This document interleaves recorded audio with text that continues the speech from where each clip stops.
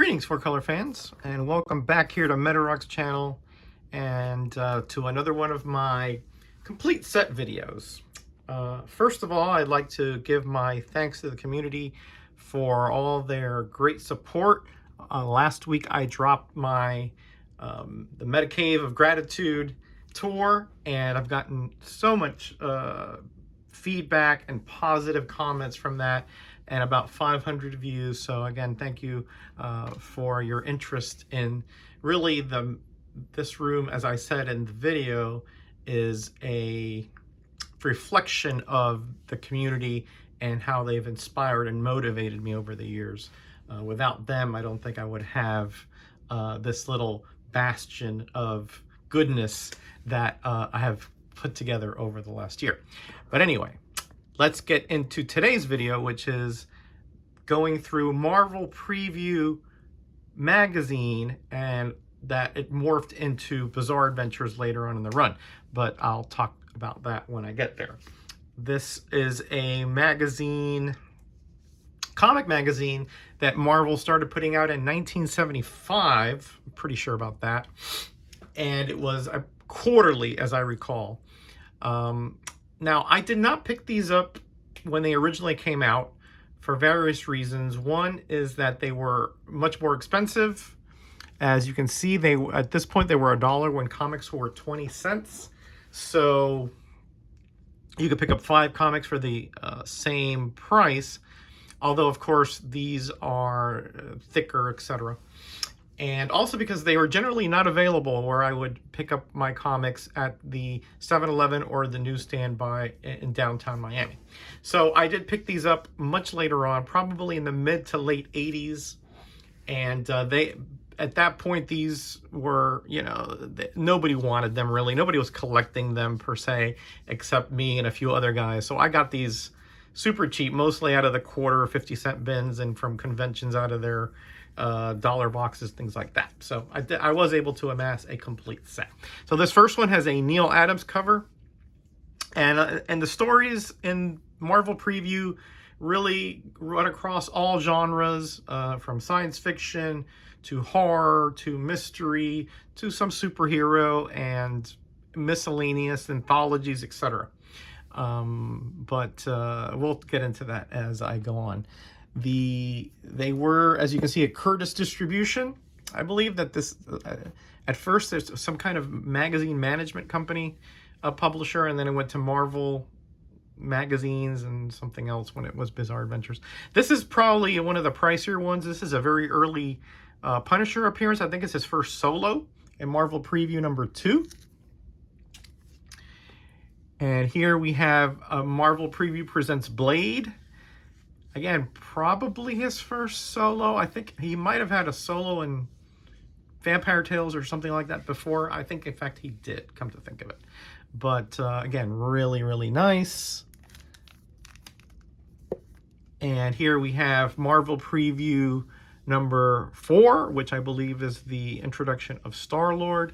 By the way, these magazines were done by a plethora of really top-notch Marvel creators, writers such as Claremont and Wolfman and Englehart, and artists like Byrne and Perez, Starlin, Gil Kane. The list goes on and on and on. So these were not, second and third tier, creators that, that were, just to fill in and so forth. There were some fill-ins, there were some backup stories, things like that.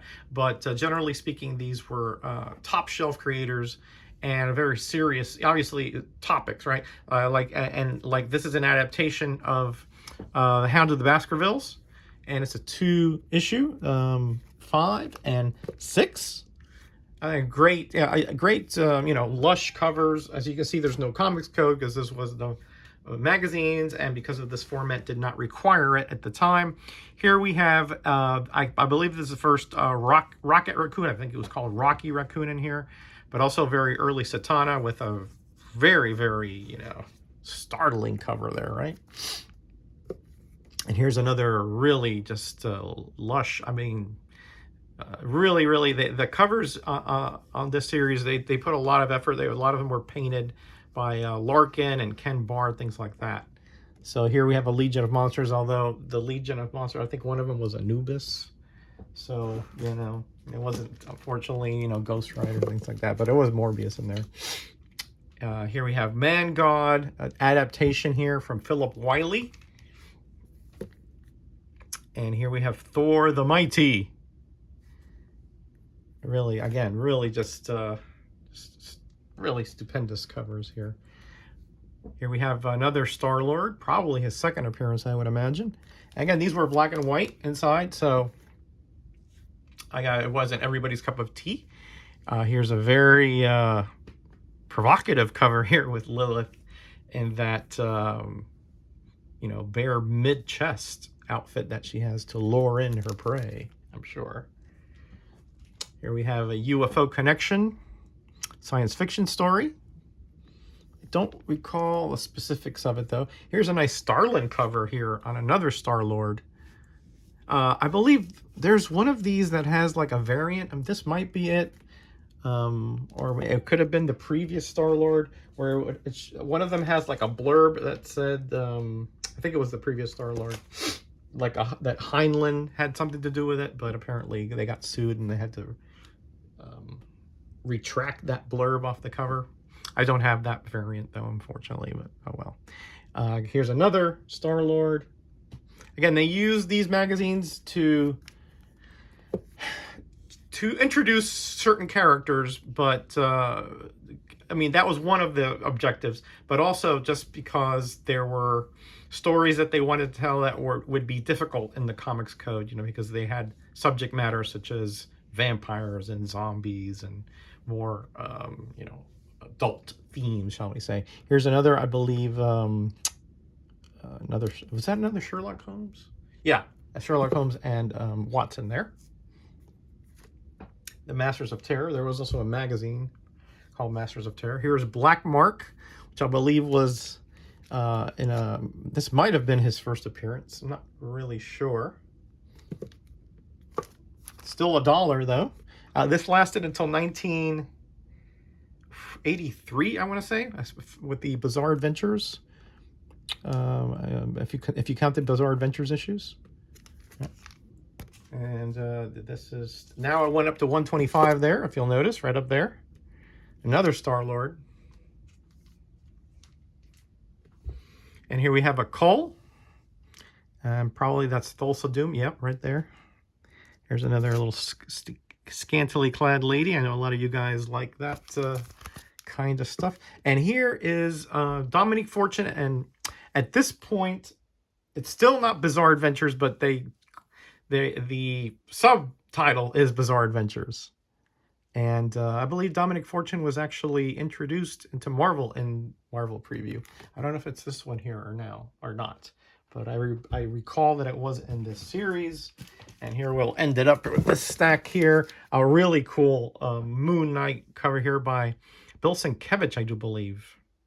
Moon Knight, I always thought lent itself well to the black and white magazine format, considering his stories in the Hulk magazine as well. Here we have one, again, more fantasy-based, this Merlin. And you have here Buscema and Monk.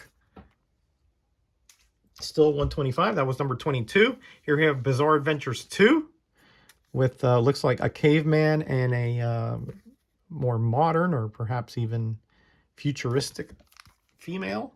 Here we have Paradox. I think this is his first appearance. I don't think he appeared much at all in the regular Marvel continuity. Maybe once or twice. That looks like a Paul Galassi cover to me. Yeah, nice cover. Very nice. Still 125 there, number 24. Here we have Bizarre Adventures. Now, yeah, now the title has changed to Bizarre Adventures with 25. Here's kind of like a movie poster cover, kind of like 007-ish kind of. Obviously you have Black Widow, and then you have the Daughters of the Dragon back there. Lady Damon, I don't remember, or Demon, I don't remember too much about her. And here we have another Cull the Barbarian, or usually not called that, but usually called Cull the Destroyer, Cull the King Cull, things like that, but oh well. And here we have one which was pretty popular, I remember back then, which is the three, I believe it was three single stories from each of these characters, Iceman, Phoenix, and Nightcrawler. Another really, really nice textured cover there. Very nice. Notice the Phoenix in the background there in blue. Really nice design there. And here we have Elektra in this one, along with various others. This was an anthology, I do believe.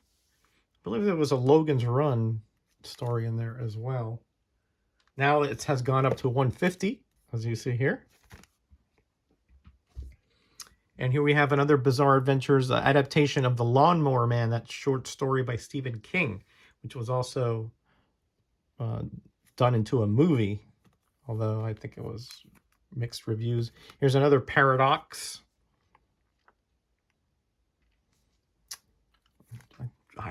I want to say that he maybe appeared in regular comics once or twice, but I can't recall where. So the old memory is fading. Here is one of those covers where you guys like the ladies bearing a little skin and bearing a lot of weapons here. Yeah. I don't know, it kind of looked like, is this like a Cheryl Ladd look-alike? Perhaps? Not too sure about that. Still 150. That's number 31. We're getting right to the end. Here's Thor. Really nice little cover there of him in that Viking ship on the high seas. And here we have a lot of different vampire tales, but terrible photo cover here. Just the cheesiest thing you ever want to see. Just awful. And then the last issue is actually not a magazine, but it is more like, it's kind of a little taller than a comic, but definitely not a magazine. It was done, I think, yeah, that, you know, obviously the very last one here, $2 now.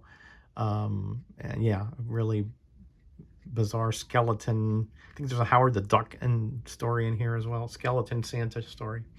Anyway, so that's it. That's the complete set of Marvel Preview, and as it morphed into Bizarre Adventures from 1975 to 1980.